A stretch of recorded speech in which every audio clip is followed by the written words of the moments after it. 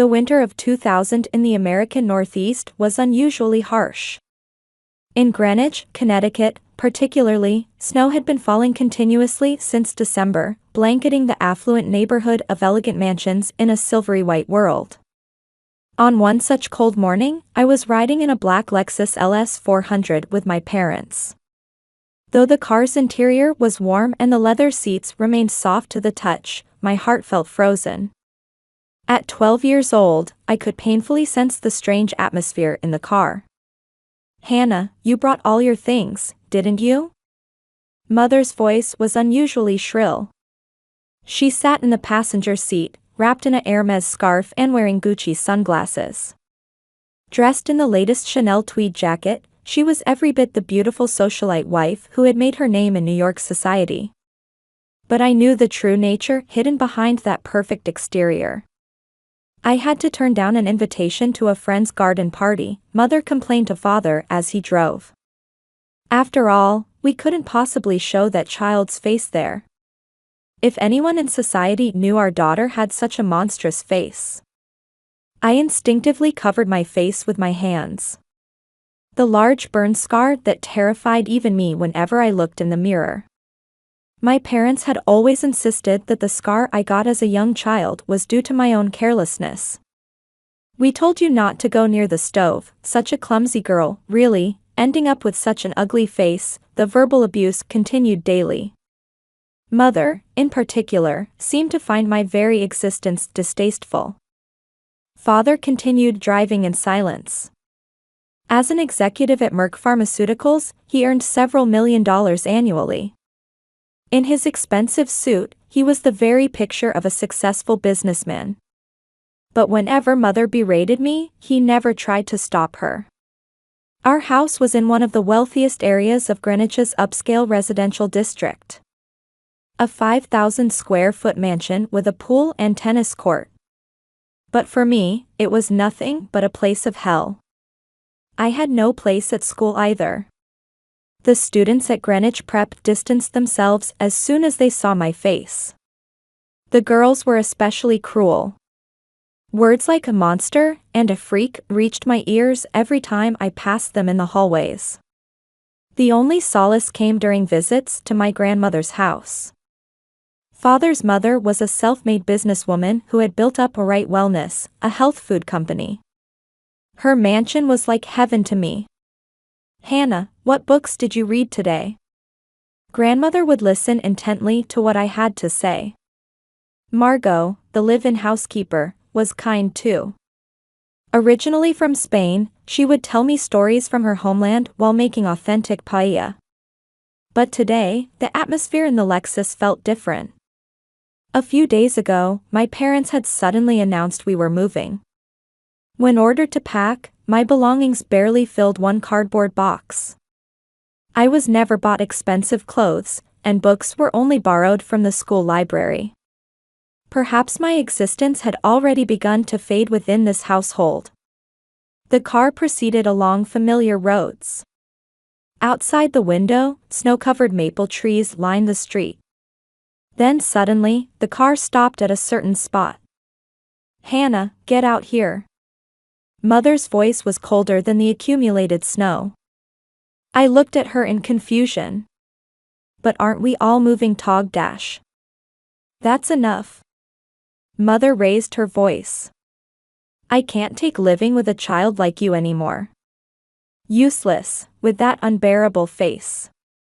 This is goodbye. We can leave you at Grandma's house." I opened the door with trembling hands. The moment my feet touched the snow, I felt a freezing cold throughout my body. "Dad, Mom, please." But my voice didn't reach them. The Lexus door slammed shut with a loud noise, and the car drove away, leaving white exhaust fumes in its wake. At that moment, thick ice began to form in my 12-year-old heart. The Greenwich winter sky was overcast with low-hanging leaden clouds. I collapsed onto the snow in front of Grandmother's mansion. Sobs broke the silence of the upscale neighborhood. Even covering my face with both hands couldn't stop the tears. Am I really a monster? In the freezing cold, I kept asking myself this question. The Lexus carrying my parents had already disappeared around the corner. With just 2 weeks until Christmas, their final gift to me was eternal rejection. Suddenly, a warm hand touched my shoulder from behind. Hannah. What on earth happened? When I turned around, there stood my grandmother. Even past 70, she maintained a dignified beauty, her eyes filled with deep compassion. She wore her usual Hermes scarf and simple navy dress. But today, even that elegant attire was wet with snow. Grandma. Mom and Dad, The words wouldn't come. Grandmother held me tightly as I could only sob. It's cold. Let's go inside first. Grandmother helped me up and led me into the mansion. As we opened the front door, warm air enveloped us. The marble floor of the main foyer was decorated for Christmas. Several presents were already placed under the enormous Christmas tree. Margot. Please. At grandmother's call, the live-in housekeeper Margot came running from the kitchen. Originally from Spain, she was like a sister to me. Oh my, Hannah, what's wrong? Margot sprang into action immediately. She prepared hot cocoa, spread a blanket on the sofa by the fireplace, and had us sit down. This living room was my favorite place in grandmother's mansion. The floor-to-ceiling windows offered views of the garden, while the fireplace provided comfortable warmth. Now, tell us everything slowly. Encouraged by grandmother's gentle voice, I told them everything. The sudden move. The car ride. And the moment I was abandoned. When I finished speaking, grandmother's expression changed. Anger colored her usually serene features. Unforgivable. She muttered in a low voice. Margot was biting her lip. Hannah, listen carefully, grandmother took my hand. You are absolutely not a monster. You are my precious granddaughter. From now on, this is your home. Those words brought forth tears again. But this time, they were tears of relief. But, my face. There's something I need to tell you about that scar. Grandmother took a deep breath. Your burn wasn't caused by your carelessness. It happened when. Grandmother began telling me the truth. When I was 4 years old, Father had made a major mistake at work and was about to be demoted from executive to regular employee. That night, when Mother heard the news, she became furious and got into a violent argument with Father. When she tried to push Father, I was nearby and got pushed into the fireplace. Those two didn't want to admit their mistake, so they blamed everything on you. As I listened to the story, fragments of childhood memories began coming back. Intense pain. Bright red flames. And my parents' shouting voices. But it's okay, now, grandmother continued. I'll arrange for the best doctors. Your scars will definitely get better. Margot brought fresh cocoa. The sweet aroma gradually began to thaw my frozen heart. Hannah, you must be hungry? Margot called out gently. I'll make you a Spanish omelet. With plenty of cheese, just how you like it. For the first time, a faint smile crossed my face. That night, I fell asleep in a guest room, no, what would now become my room in grandmother's house. The bed was king-sized, with sheets made of the finest Egyptian cotton. Through the window, I could see the snow-covered garden illuminated by moonlight. Good night, Hannah. Grandmother opened the door one last time to check on me. Grandma, thank you. Your life is just beginning. True to those words, my new life began moving forward from that cold winter day. The 12-year-old girl rejected by her parents was about to walk toward a happiness she could never have imagined. Though at the time, I didn't yet know that. In spring, as Connecticut's harsh winter came to an end, colorful flowers began blooming in grandmother's garden. My new life, too, was slowly but surely taking shape. "Hannah, we're going to Boston today." One morning in March, grandmother announced this at the breakfast table. Amidst the aroma of Margot's perfect French toast, I looked up anxiously. "Boston?" "Yes. I've made an appointment with a renowned plastic surgeon at Massachusetts General Hospital." I involuntarily clutched my napkin. For the past 12 years, my parents had neglected treating my burns. Mother's voice saying, "Such money would be wasted," still echoed in my ears. "But, the money." "Don't worry about money," grandmother smiled. "Right Wellness surpassed $200 million in sales last year. Your treatment costs are trivial compared to the company's revenue." That afternoon, we headed to Boston in grandmother's private Mercedes. While Thomas the driver quietly handled the wheel, I gazed out the window at the scenery. Massachusetts General Hospital exuded an overwhelming presence just by its appearance. It was a hospital equipped with the latest medical facilities. "This is quite a complex burn scar," the doctor carefully examined my face in the consultation room. "But your youth is an advantage. Your skin's regenerative ability is excellent, and by combining the latest treatments, we can expect significant improvement." "Can it really get better?" "Yes. We'll combine laser treatment with regenerative medicine, and possibly consider skin grafts if necessary. It will take time, but we'll definitely achieve good results." The doctor's confident words planted a small seed of hope in my heart. Treatment began the following week. Weekly trips to Boston for hospital visits. Though some procedures were painful, I gritted my teeth and endured. Grandmother accompanied me every time, stroking my head saying, "You did well," after each procedure. School life was changing too. At grandmother's suggestion, I transferred from Greenwich Prep to Phillips Academy Andover, which had a higher academic reputation. "Your intelligence is special, Hannah. You need an environment where you can develop it." As grandmother said, life at Andover was stimulating. The historic campus, first-rate teachers, and above all, the students' attitudes were different. They saw my inner self, not my appearance. "Hannah, could you help me with this math problem? Let's enter the literature department's essay contest together." Gradually, I made friends. I became particularly close with Irene, who lived in the same dormitory. She was an aspiring writer who appreciated my love of reading. "Hannah, you're really smart," Irene would often say. "And kind too.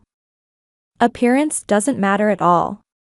On weekends, I invited Irene for sleepovers at grandmother's house. We would stay up late discussing books while eating Margot's Spanish cuisine. My academic performance improved dramatically. I particularly excelled in mathematics and science, earning high praise from teachers.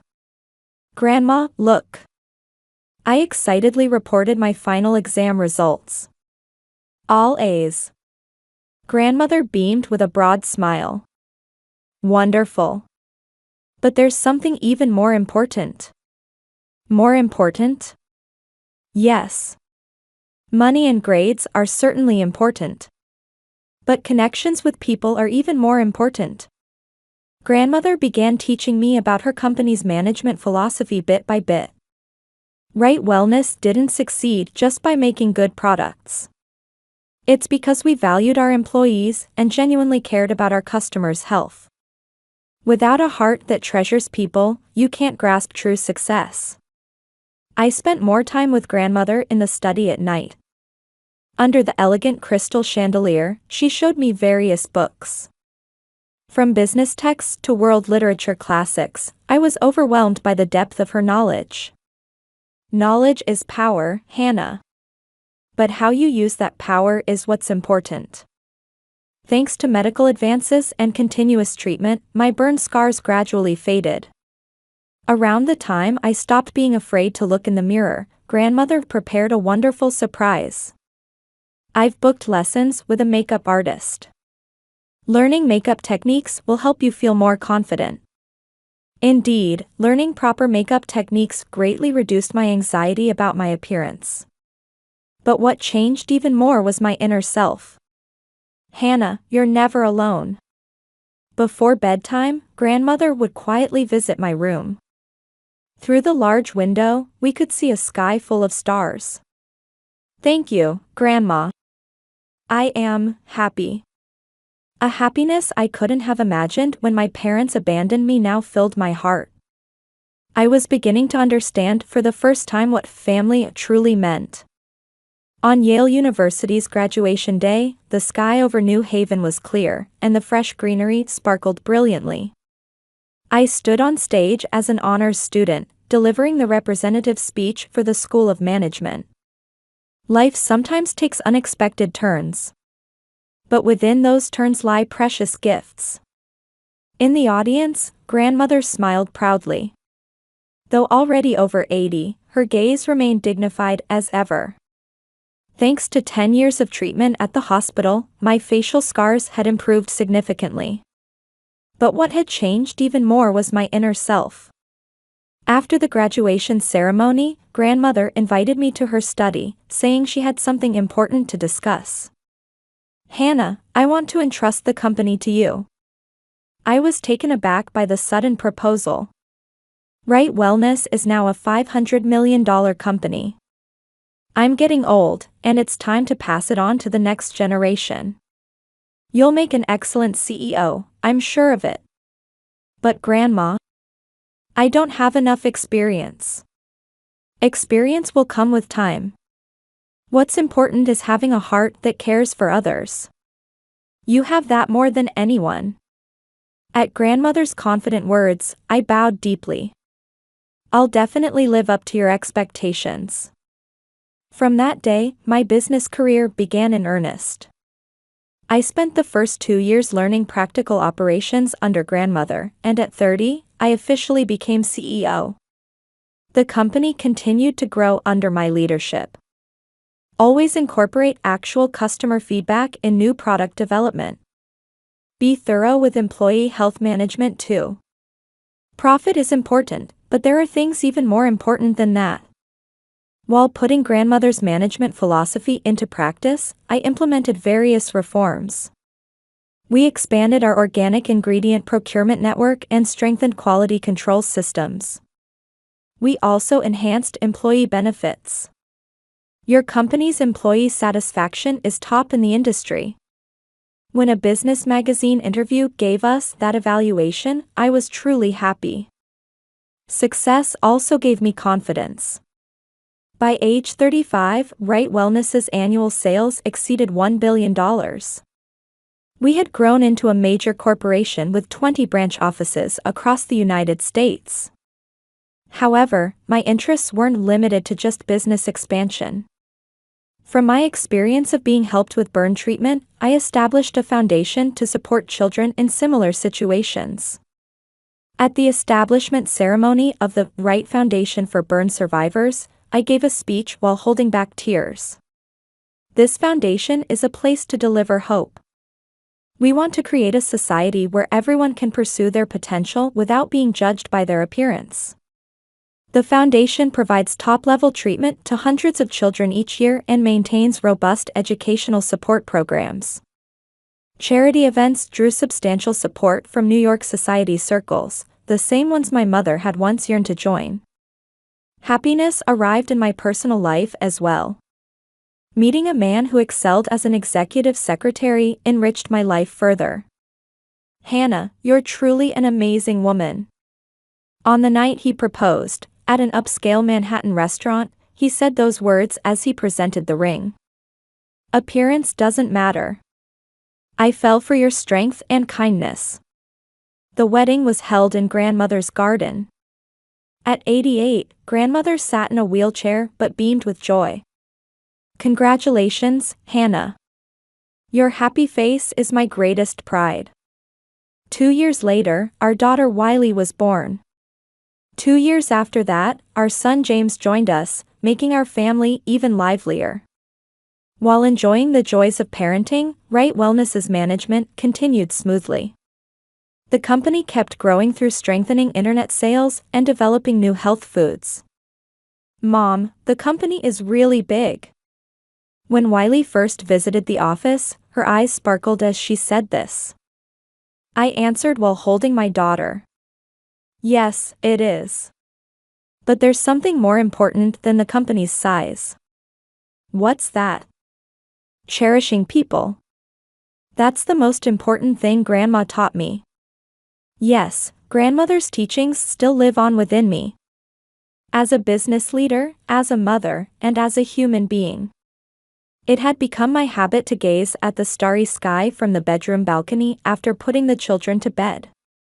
The same sky I looked up at as a 12-year-old. A happiness I couldn't have imagined then was now surely here. In the fall of 2025, during New England's most beautiful autumn foliage season, grandmother's funeral was held at the Greenwich Church. She had passed away at 95. My grandmother was not just a businesswoman, I said in my eulogy. She was a loving grandmother and a true life mentor. Money is important, but people are more important. These words are the greatest legacy she left us. Among the attendees were many Right Wellness employees. Some were in tears. While grandmother had been strict as a CEO, she thought of her employees as family and always put their happiness first. One morning, a week after the funeral, unexpected visitors came to grandmother's mansion. We need to talk about the inheritance. It was my father's voice, hoarse after 25 years. Mother stood behind him. Though they had both aged, their eyes remained unchanged. Well, Mother looked at me with contempt. The monster has become quite human-like, hasn't she? I smiled quietly at those words. They couldn't hurt me anymore. Mother, you have no right to use those words. What did you say? I know that my burns were caused by your fight with Father. The color drained from Mother's face. Father began fidgeting nervously. Never mind that, Father tried to change the subject. What about Mother's inheritance? I'm her real son. I should have inheritance rights. I pulled out some documents. I'm sorry, but grandmother's assets were legally settled over 20 years ago. What? Mother interjected. That's impossible. Both the house and Right Wellness are in my name. Grandmother had prepared everything 20 years ago. Father suddenly began ransacking the house.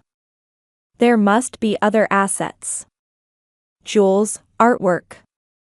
But there was nothing to find. While still alive, grandmother had determined the destination of all her assets. The company to me, jewelry to charities, artwork to museums. I watched my parents frenzy calmly. The housekeeper who had succeeded Margot called the police, and soon both were taken away on charges of trespassing. Afterward, Father's hidden truth came to light. He had been dismissed from his executive position at a Right Wellness subsidiary for embezzlement. He had been taking company money to support his lavish lifestyle with Mother. Money is important, but people are more important. Now I deeply understand the meaning of grandmother's words.